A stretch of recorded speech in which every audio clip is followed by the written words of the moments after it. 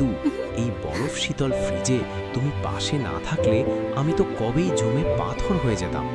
তুমি কি জানো তোমার এই সবুজ রং আমার লাল গালে কত সুন্দর মানায়? দেখ, তুমি বড্ড বেশি বলো টুটুল। তবে সত্যি বলছি, কড়াইয়ের তপ্ত আগুনে পুড়ে মরে গেলেও আমি তোমার পাশ ছাড়বো না, কথা দিলাম। টুটুল, টুটুল, আমাকে বাঁচাও! ওই বিশাল হাতটা আমাকে নিয়ে যাচ্ছে, আমাদের আলাদা করে দিচ্ছে, বাঁচাও আমাকে! মিতু, না, আমাকেও নিয়ে চলো। মিতু ছাড়া আমি তো স্রেফ একটা গোল আলু ছাড়া আর কিচ্ছুই না। মিতু, আমাকে ছেড়ে যেও না। আশ্চর্য, আমি এখানে তোমার শোকে শুকিয়ে যাচ্ছিলাম আর তুমি এখানে এই পেঁয়াজটার সাথে মাখামাখি করছো।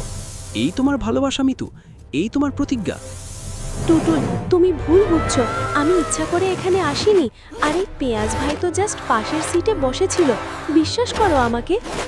চুপ করো, একদম চুপ। তুমি একটা আস্ত ধোঁকাবাজ। আমি রাগে ফেটে যাচ্ছি, আমি এক্ষুনি ফেটে লাল রস বের করে ফেলবো। টুটুল, ঝগড়া থামাও, উপরের দিকে তাকাও, ওটা কি আসছে? ওরে বাবারে, ওরে বাবারে, এটা তো আস্ত একটা দানব, আমাদের পিষে ফেলবে, আমরা তো শেষ মিতু।